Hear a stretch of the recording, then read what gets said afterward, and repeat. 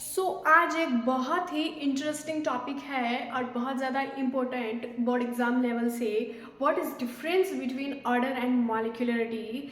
Chemistry class 12th का chapter number 3 हम chemical kinetics में हमने टॉपिक क्लियर किए थे। रेट लो एंड ऑर्डर के बारे में पढ़ा था, मॉलिक्यूलरिटी इनकी डेफिनेशंस वगैरह सब पढ़ी थी। आज हम पढ़ेंगे इसके डिफरेंस के बारे में, जो ये क्वेश्चन बहुत बार बोर्ड एग्जाम में पूछ लिया जाता है।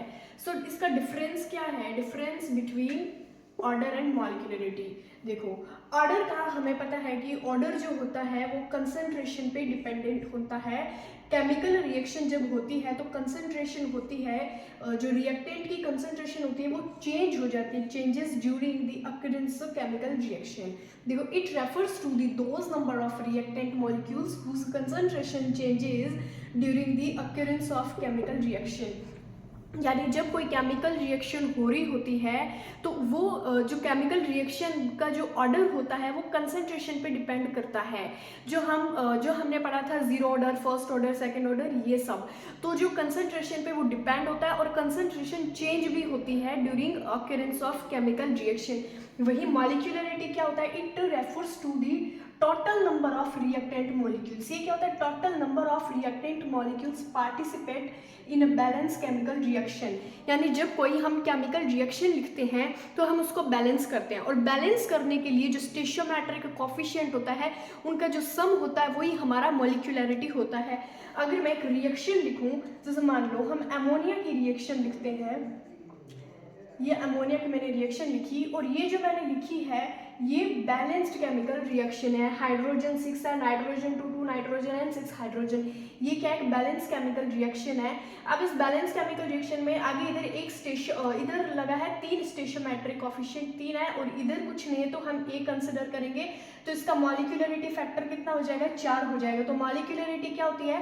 रिएक्टेंट मॉलिक्यूल्स के जो स्टेशियोमेट्रिक कोफिशिएंट होते हैं, जो पार्टिसिपेट करते हैं बैलेंस जो केमिकल रिएक्शन को बैलेंस करने के लिए, वो हमारा मॉलिक्यूलरिटी होती है। वही ऑर्डर क्या होता है? जो कंसंट्रेशन को चेंज कर दे, कंसंट्रेशन को क्या कर दे? चेंज कर दे।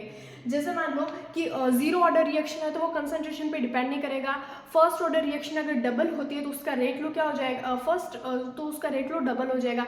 ये सेकंड ऑर्डर रिएक्शन की अगर हम बात करें तो सेकंड ऑर्डर रिएक्शन की कंसंट्रेशन डबल होती है तो उसका जो रेट लो है वो क्या हो जाएगा? 4 टाइम हो जाएगा। तो कंसंट्रेशन क्या होती है? चेंज होती रहती है रेट लो में।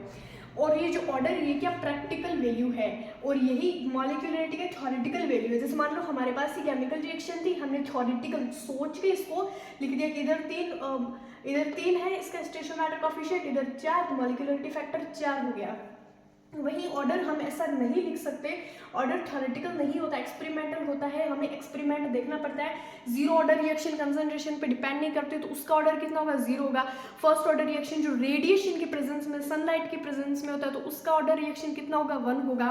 तो ऐसे ही जो ऑर्डर होता है वो प्रैक्टिकल होता है। Order is determined by visualization specific reaction chemically according to its mechanism analysis.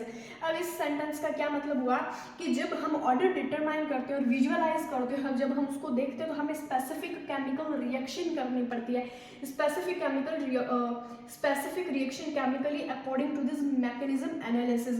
जो केमिकल रिएक्शन का मैकेनिज्म होता है उसके एनालिसिस के बेसिस पे हम ऑर्डर को डिटरमाइन करते हैं। वही मॉलिक्यूलरिटी क्या कहते हैं? सिंपली बाय विजुअलाइजेशन और स्पेशलाइजेशन ऑफ रिएक्शन। सिंपली जो रिएक्शन होती है उसको विजुअलाइज करो और जो मॉलिक्यूलरिटी है उसको डिटरमाइन कर सकते हो।